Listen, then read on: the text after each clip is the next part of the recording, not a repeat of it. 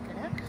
Actually ఏంటంటే ఈ బతుకమ్మ ప్రోగ్రామ్కి లాస్ట్ కేసీఆర్ గవర్నమెంట్ అయితే ఏదో కొద్దో గొప్ప ఆ చీరలు ఇచ్చేసి మాకు ఏదో ఒక సంతోషం అది కూడా ఆ చీరలు ఎట్లాంటి చీరలు అంటే ఏదో ప్లాస్టిక్ డబ్బాలకి వేసి మేము ప్లాస్టిక్ డబ్బాలు తీసుకున్నట్టు ఈ పొలాలకి పిట్టల కోసం అని చెప్పేసి అలాంటి చీరలు ఇచ్చినా కానీ ఏదో మేము సంతోషపడ్డాం.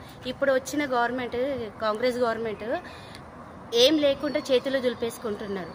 దేనికోసము ఇప్పుడు ఇచ్చిన 6 హామీల పథకాలు ఏమి వాళ్ళు అమలు చేయకుండా ఈ మధ్యలో ఇప్పుడు పేద ప్రజలు ఏదో అదేంటి హైడ్రా డ్రామా అని పెట్టేసిండు.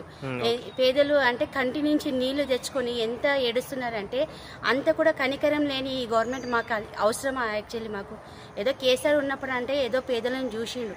ఇప్పుడు ఈ గవర్నమెంట్ వచ్చి మొత్తం పేదలని మొత్తం కంటి నుంచి నీళ్లు తీసుకొచ్చి ఒక్కొక్క పేదలు ఏంటంటే ఇంట్లో 18 మంది 20 మంది ఉన్న పేదలకి ఈ హైడ్రా డ్రామా పెట్టేసి ఇల్లులన్నీ కూల్చేసి వాళ్ళకి డబుల్ బెడ్రూమ్ ఇస్తా, ఇది ఇస్తా, అది ఇస్తా అని చెప్పి వాళ్ళని మబ్బు పెట్టేసి ఇచ్చిన 6 హామీల పథకాలు ఫస్ట్ అది అమలు చేస్తే ప్రజలు ఎంతో సంతోషం పడతారు.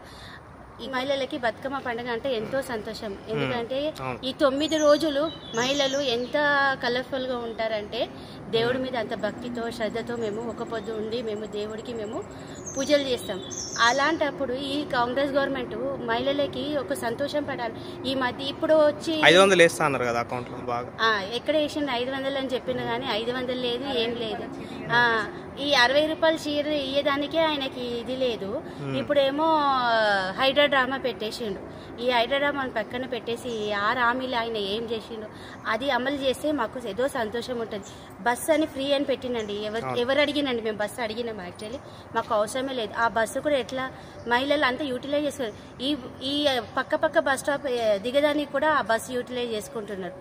మా జెంట్స్కి సీట్ లేకుండా దౌర్జన్యంగా కూర్చొని వాళ్ళు టికెట్కి పైసలు ఇచ్చి కొనుక్కున్నా కానీ వాళ్ళని లేచి వాళ్ళకి సీట్ ఇస్తలే. అలాంటిది బస్సు మేము అడగలేదండి.